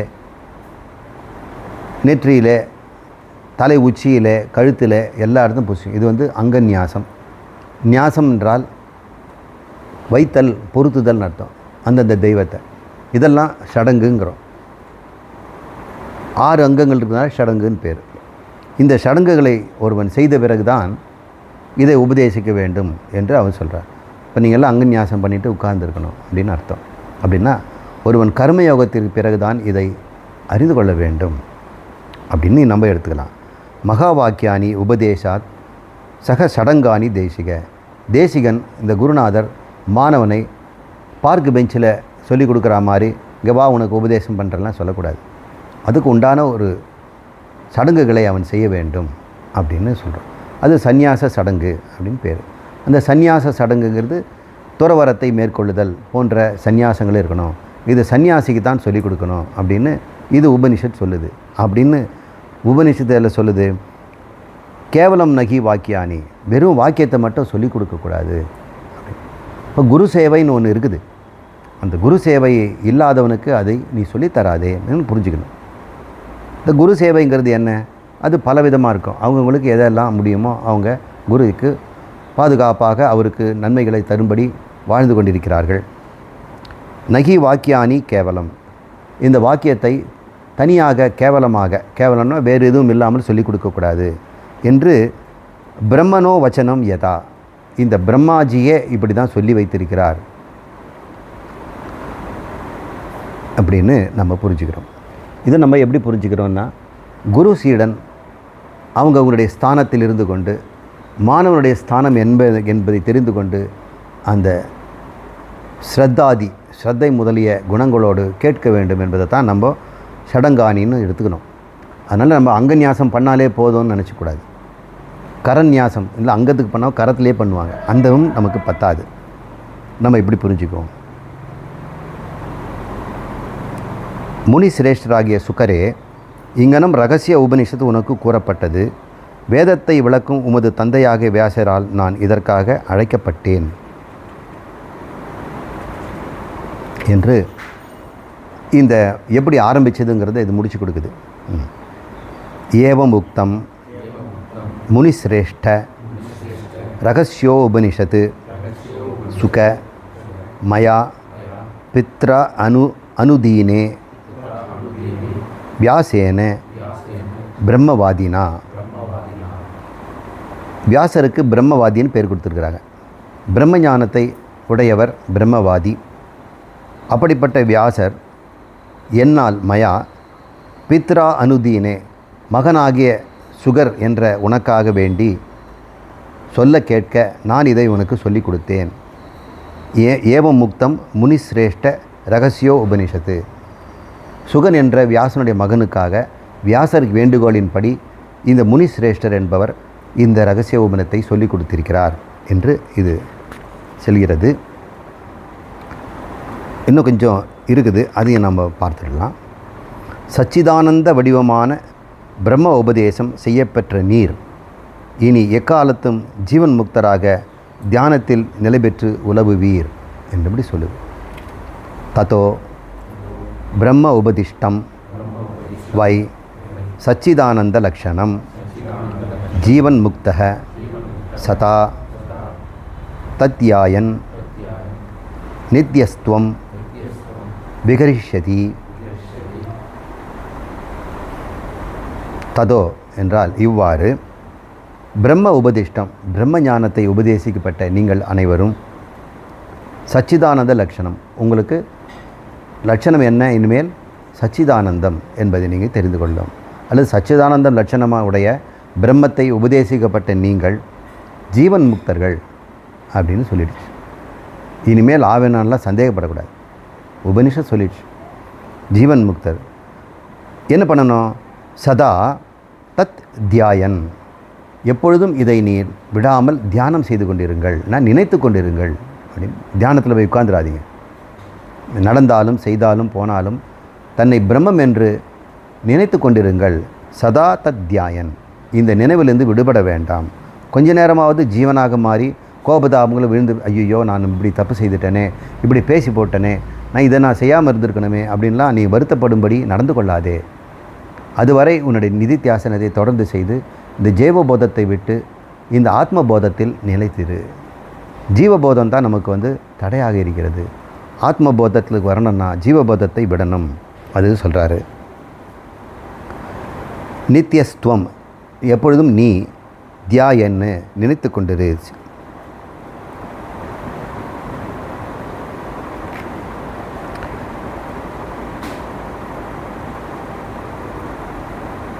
அப்படி நடமாடுங்கள் அப்படின்னு சொல்கிறார். உலவு வீர் அப்படின்னு சொல்லியிருக்கிறது.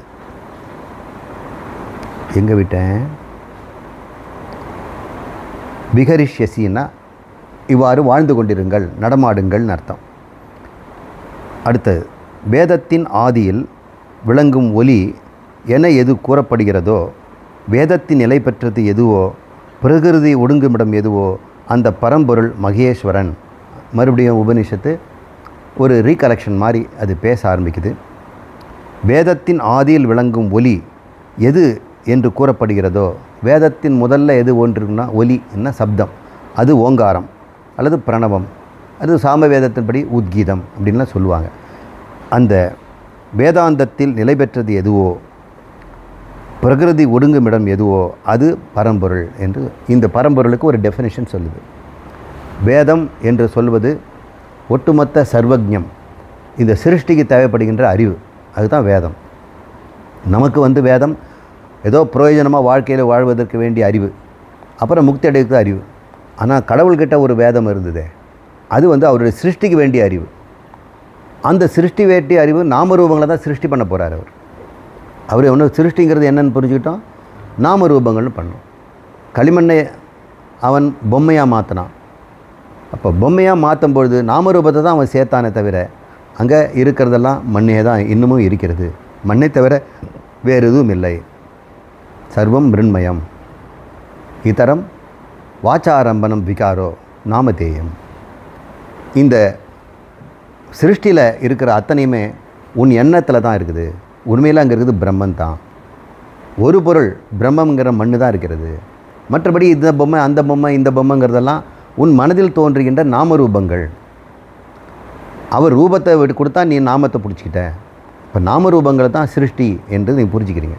அப்போ இறைவனும் அனைத்தையும் சிருஷ்டி செய்வதற்கு வேதத்தை அவன் பயன்படுத்தினான்னா, தன் அறிவை பயன்படுத்துகிறான்னா, வேதித்தும்னா அதை அறிந்து கொண்டிருந்தான்.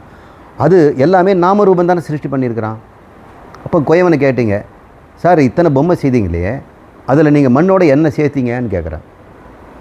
நான் மண்ணில் ஒன்றுமே சேர்க்கலையே. அப்போ இத்தனை வந்திருக்குதே, நான் எதுவுமே சேர்க்கலை. அப்படியே தான் நீங்கள் சேர்த்தனா நாமரூபத்தை தான் சேர்த்துருப்பேன். நான் விகாரத்தை நான் சேர்த்தேன், நீங்கள் அதுக்கு பேர் கொடுத்துட்டு போகிறீங்க. நான் ஒரு விகாரம் பண்ணுறேன், நீங்கள் ஒரு பேர் சொல்கிறீங்க. நான் ஒரு விகாரம் பண்ண நீங்கள் வேறு பேர் சொல்கிறீங்க. நான் விகாரத்தை மட்டும் தான் பண்ணுறேன். விகாரம் பண்ணுறது எதில் பண்ணுறேன்? அந்த சத்து. அப்போ விகாரமானதெல்லாம் அந்த சத்து அழிஞ்சு போயிடுச்சா? மண்ணுலாம் இல்லை, மண் அப்படியே தான் இருக்குது. அது நிர்விகாரமாக இருக்குது. இந்த விகாரம் எல்லாமே உங்கள் மனதில் தோன்றுகிறது, மன விகாரம் அப்படின்னு அவர் சொல்கிறார். இப்போ சிருஷ்டி பண்ணுவதே நாமரூபங்கள்னு குயவன் மூலமே தெரிஞ்சுக்கிறோம். குயவனே நாமரூபத்தை தான் சிருஷ்டி பண்ணுறான், மண்ணை அவன் சிருஷ்டி பண்ணலை. அப்போ கடவுள் என்ன சிருஷ்டி பண்ண போகிறாரு? இந்த பிரபஞ்சமே நாமரூபங்கள் தான். அப்போ நாமம்னு சொன்னால் அது சொல்லு தானே, அந்த சொல்லுன்னு சொன்னால் சப்தம் தானே, சப்தம்னு சொன்னால் ஆகாரத்துலேருந்து இம்காரம் வரைக்கும் தானே, ஆவு இம் தானே. ஆனால் மூன்று ஒன்றா சேர்த்த ஓங்காரம் தானே. இப்போ வேதம் ஓங்காரத்தில் ஒடுங்குது அப்படின்னு ஒன்று சொல்லுது. அப்புறம்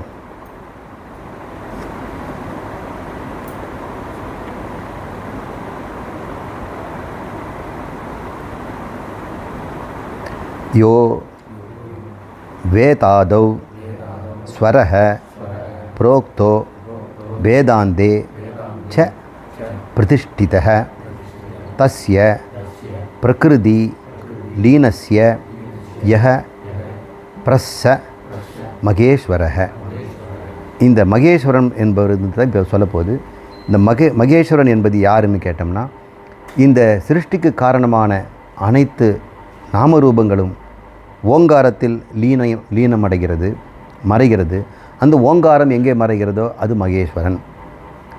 அவருடைய பிரகிருதி, அவர் சிருஷ்டி செய்வதற்கு வேண்டிய பிரகிருதி என்னெல்லாம் இருக்கிறதோ அதுவும் எங்கே லீனம்னா மறைகிறதோ அது மகேஸ்வரம் என்று சொல்கிறார். எல்லாம் ஒடுங்குமிடம் மகேஸ்வரன் என்பது இந்த மந்திரத்தினுடைய சுருக்கம்.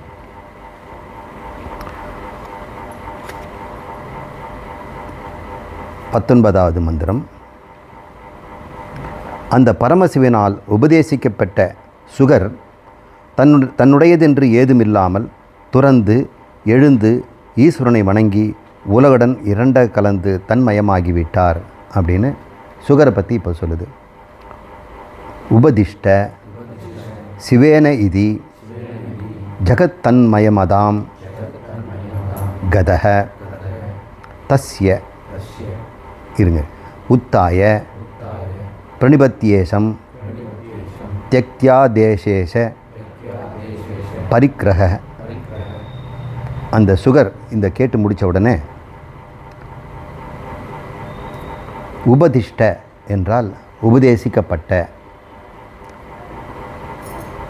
சிவேன இதி சிவனாலேயே நேரடியாக உபதேசம் பெற்றார். வியாசர் கேட்டுக்கிறதுனால சிவனே சொல்லிக் கொடுக்குறார். தன் மகனுக்கு அவரே சொல்லிக் கொடுத்துருக்கலாம். அவர் தட்சிணாமூர்த்தியை கூப்பிட்டு சொல்கிறார், சிவனால் இவ்வாறு உபதேசிக்கப்பட்ட அந்த சுகர் ஜகத் தன்மயமதாம், இந்த ஜகத்தே தன்மயமாக மாறிவிட்டு தான். எல்லாம் நாம ரூபம் தெரிஞ்ச பிறகு நாமங்களெல்லாம் எங்கேருந்து வரும், ரூபமெல்லாம் எங்கேருந்து வரும், எல்லாமே மனசுலேருந்து தான் வரும். மனசு எங்கேருந்து வரும், சைதன்யத்துலேருந்து தான் வரும். சைதன்யத்துடைய பிரவருத்தி தானே, ஒரு மாயா சிருஷ்டி தானே மயம். அந்த மனத்திலேருந்து தானே நாம ரூபங்கள்லாம் வருது.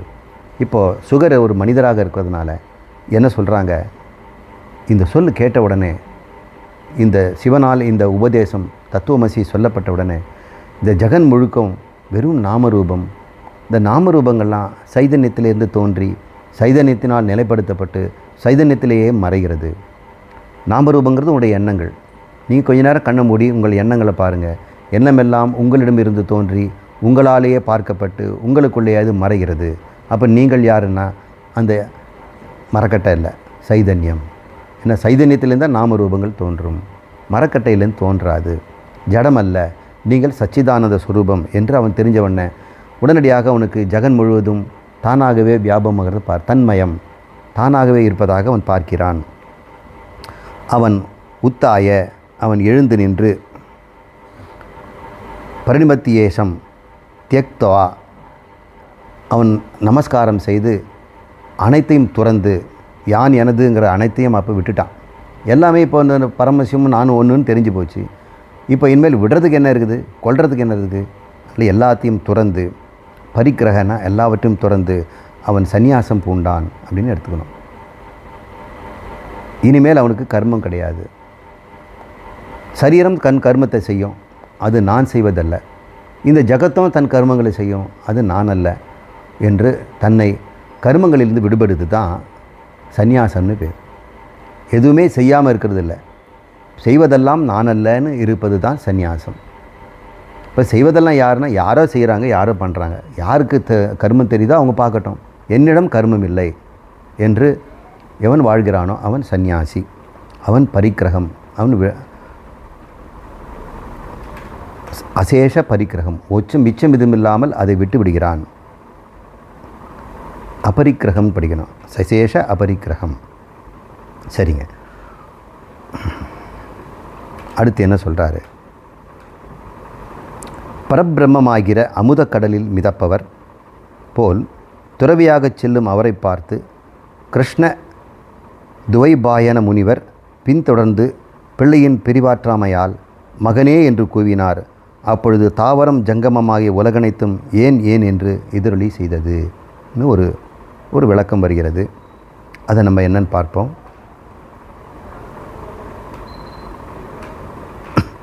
பரபிரம்ம பயோரசௌ பிளவன்னிவ யயௌ ததா பரிவ்ரஜன்னம் தமாலோக்கிய கிருஷ்ண துவைபாயனோ முனிஹி அனுவ்ரஜன் அஜுஹாவ புத்திர விஸ்லேஷ காதரஹ பிரதிநேதுஸ்ததா சர்வே ஜகஸ்தாவர ஜங்கமா என்று இவ்வாறு இது முடிவடைகிறது.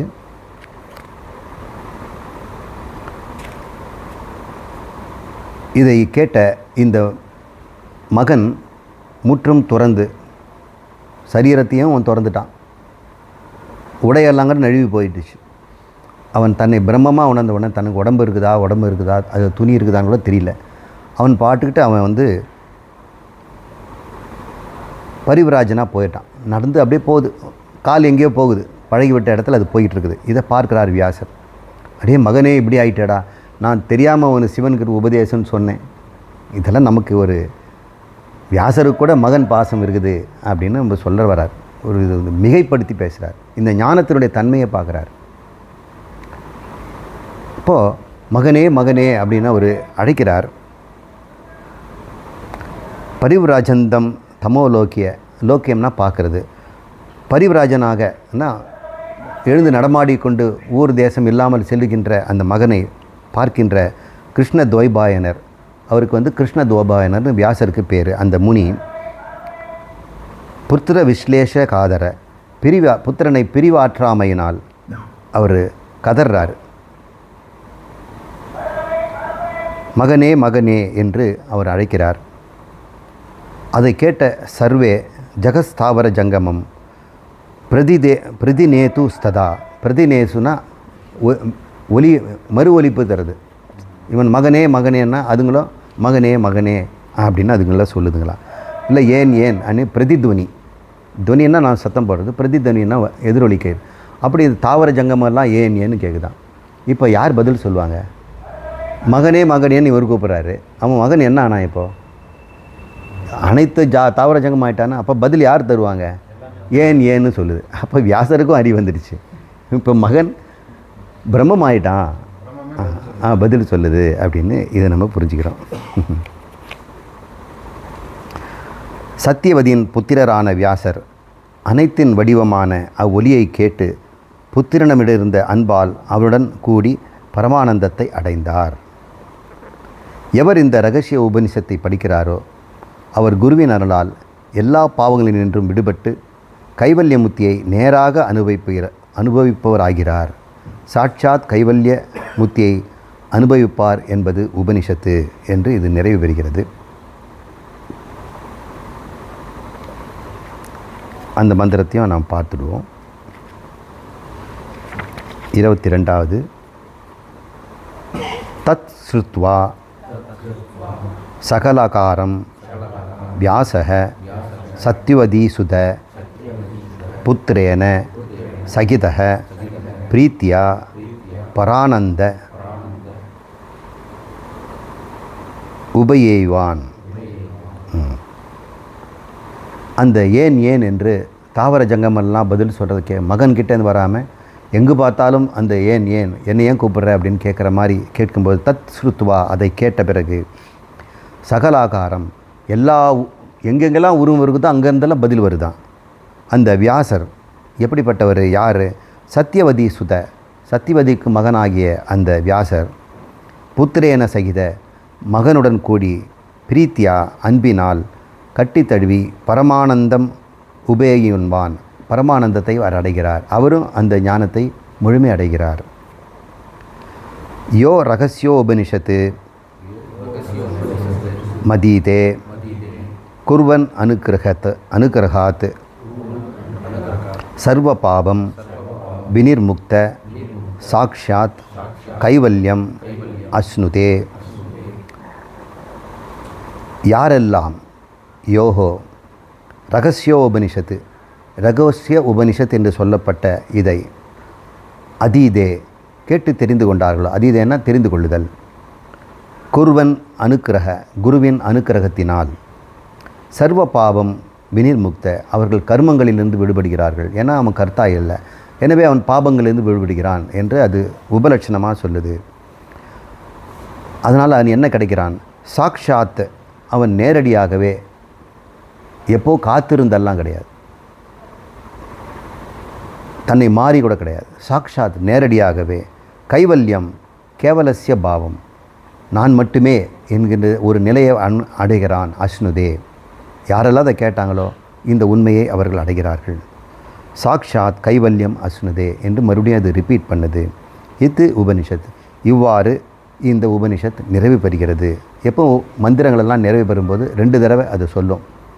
கைவல்யம் அஸ்னுதே, கைவல்யம் அஸ்னுதே என்று 2 தடவை சொல்லி இது நிறைவுபடுகிறது. இது சுகரகசியோ உபனிஷத் சமாப்தா. இவ்வாறு இந்த சுகரகசிய உபனிஷத் நிறைவு பெறுகிறது என்று நாம் இன்றைய நிறைவு செய்கிறோம்.